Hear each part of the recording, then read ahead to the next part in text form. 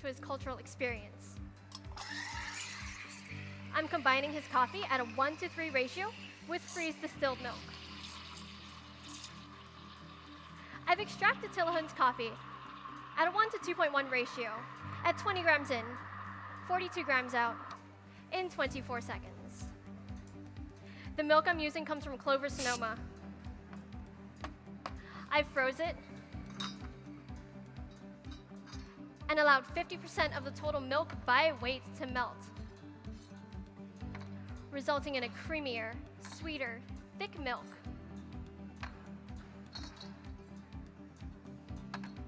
That I steamed to 137 degrees to break down the lactose, making it taste sweeter overall. I'm going to serve you your milk beverages, but please assess the visuals and wait for my instruction to enjoy. Alrighty, you ready for some tasting notes? Okay, if at any time you need to, you can follow along on the cards next to your settings. On your first sip, please note rich, creamy peanut butter and sweet chocolate hazelnut spread. On your second sip, you're going to notice a buttery caramel and a lingering sweet tart strawberry throughout, even after you finish aspirating. All right, again, please assess the visuals, but wait for my instruction to enjoy.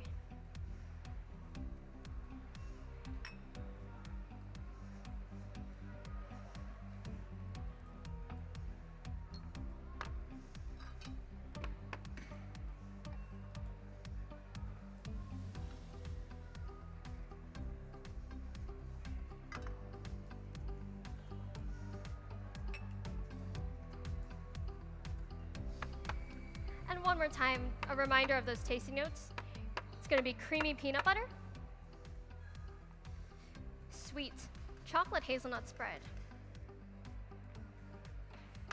and on the second sip, rich buttery caramel, and sweet tart strawberry lingering throughout. All right. By decanting your milk beverages, I'm able to disperse the bitter foam that sits on top and drop the temperature, increasing your perception of sweetness, resulting in a more harmonious, more delicious milk beverage. As I serve these to you again, please give the glass a generous swirl, and please enjoy.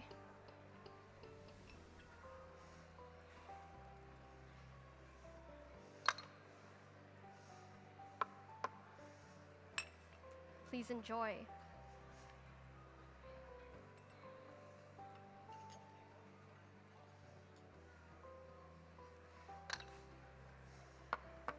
Please enjoy.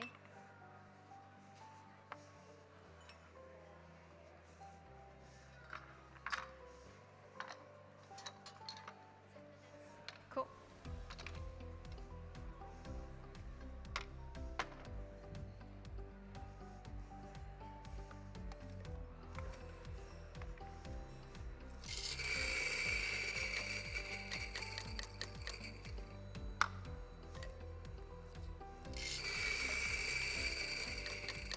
Growing up in Hawaii, I drank a lot of low-quality Hawaiian coffee and made the assumption that Hawaiian coffee wasn't for me. My perspective on Hawaiian coffee changed after I started working in coffee. Thanks to Julie Burden, who introduced me to coffee growing 20 minutes away from my childhood home that didn't taste like the coffee I grew up with. It was balanced, sweet, and complex. I'm so excited to serve you these next two courses because they feature the world-exclusive coffee produced by Julie Burden at the Hawaii Agricultural Research Center's Manawili Coffee Farm, located 20 minutes away from my childhood home, between the Olomana and Ko'olau mountain ranges on the east side of Oahu.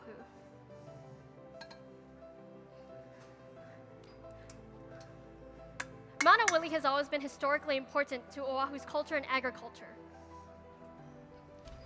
Prior to the research center,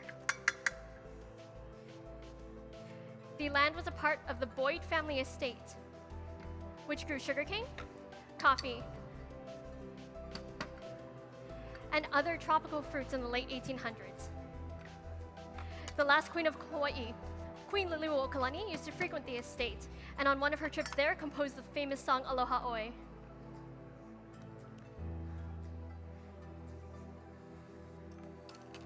Parts of the Boyd orchard remain, with wild coffee growing in the valley alongside neighborhoods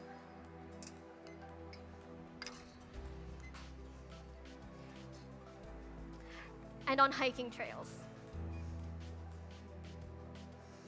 Today, the Research Center innovates in coffee processing methods and a progressive new agroforestry model that incorporates the endemic acacia koa as shade trees for selected coffee varieties at the farm. The coffee I've selected for you today is a yellow Bourbon, hand-picked, pulped, inoculated with champagne yeast in a water bath, and fermented. By inoculating this coffee with champagne yeast, we are able to stabilize and enhance the natural flavors in this coffee, resulting in a more sweet and balanced cup, high in acidity and low in bitterness. Post-fermentation, this coffee was rinsed and dried on raised beds. To amplify the yeast-enhanced sweetness, I've chosen to freeze my coffee to negative 20 degrees Celsius before grinding.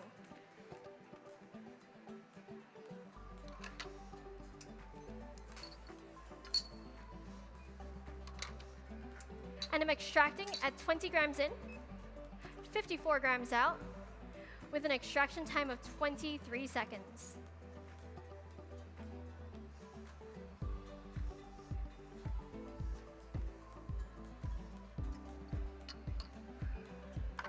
Judges, as I serve you, please evaluate the crema, but wait for my instruction to enjoy.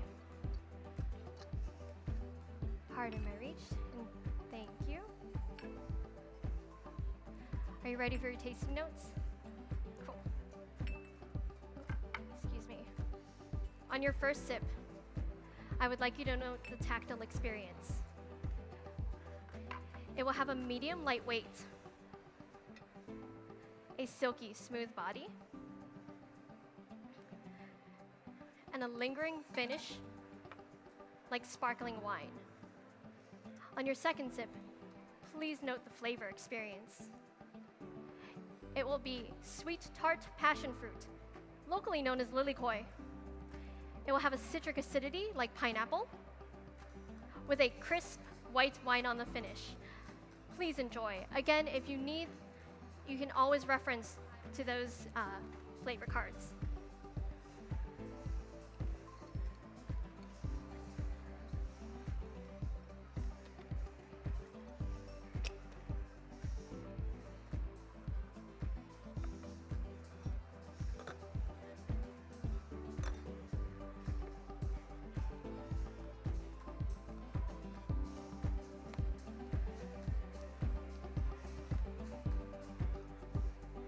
Our next course is an innovative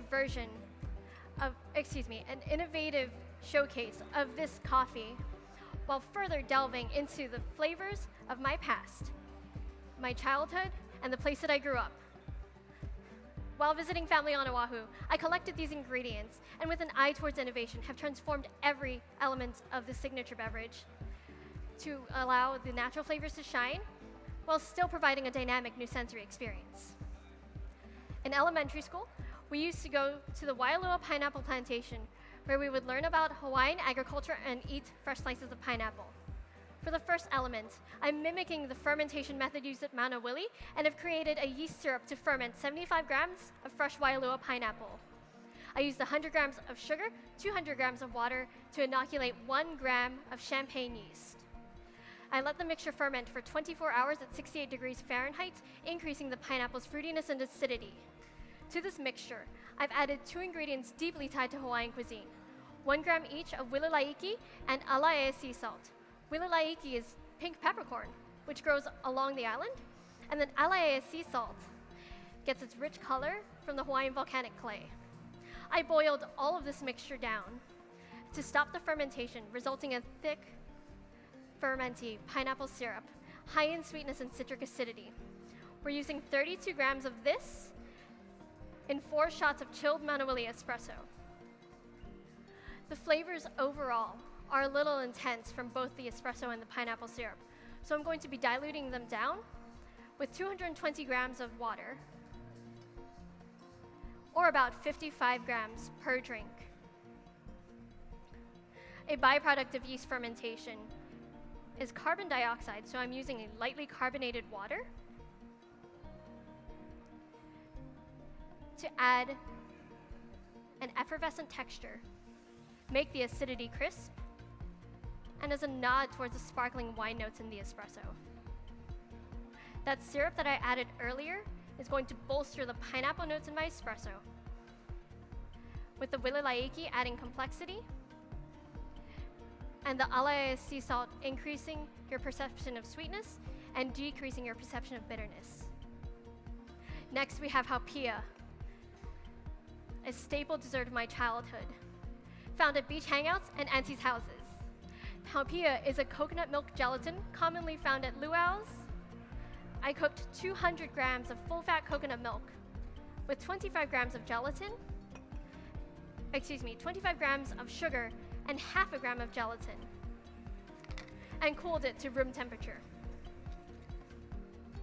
At this temperature, I'm able to transform it into a light, airy, drinkable foam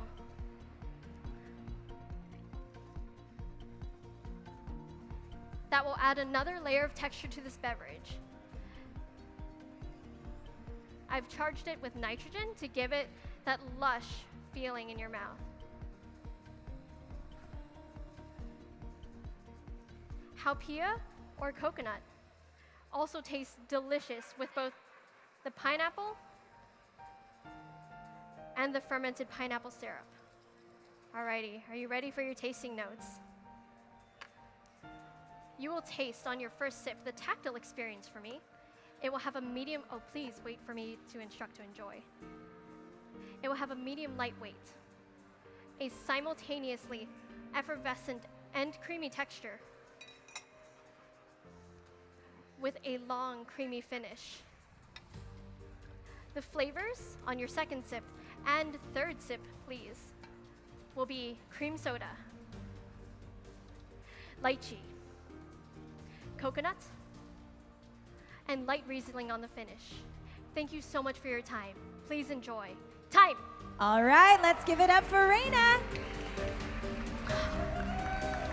Come on over here when you have a chance. Thank you.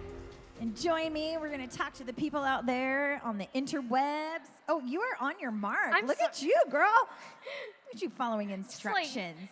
Try to line my feet up. Yeah, right? Perfect. So wonderful job. I love just like your presence on stage. I kind of mentioned that briefly before you started your competition routine, but you just have like an ownership of your space, and I think it's pretty awesome. So good job. Thank you. Yeah, it's great. So now taking what you learned now, this is your first time on the U.S. stage, right? Now, what was like your favorite part about prepping and getting ready from, taking what you learned at qualifiers and stuff and then actually coming here? What was your favorite part about getting ready for this? Honestly, so the things that I took from qualifiers were like, okay, I have to speed up, I have to be fast. But like, I think the best part about doing this was like, I got to take the coffee that I was using home to like the people who helped grow the coffee, and also like the people who like volunteer at the farm, used to volunteer at the farm with me. Yeah, that's amazing. amazing. And like taste coffee with me. And like to see them be excited about the coffee that they like helped pick. crew essentially like did everything for it, and like get tasting notes from them was like super cool. That is amazing. And that's another part that a lot of people don't understand is that a ton of these farmers and people that are growing, picking, this coffee, they never get to taste the roasted product themselves. So that's such an amazing experience to kind of bring that full circle and bring it back to them, really, right? Yeah. Very cool. Well, I know you probably have a few people that you wanted to give some shout outs to and take a moment to thank them. So go for it. Wow. Okay. I have a lot of people. Thank you so much to the Olympia coffee crew who's supported me this entire time. Thank you so much to my coaches, Sam Schroeder and Pat, who couldn't be here with us today. Honor for always helping us. Julie Burton for growing my coffee. Awesome. Alan Jones for just carrying stuff for me all the time. And then the entire Curb crew back in Hawaii, like helping me get my tasting notes down. That's awesome. Yeah. You had a really full circle team of people. That's amazing. Well, excellent job. Let's have one more round of applause for Reyna Callejo from Olympia Coffee in Olympia, Washington.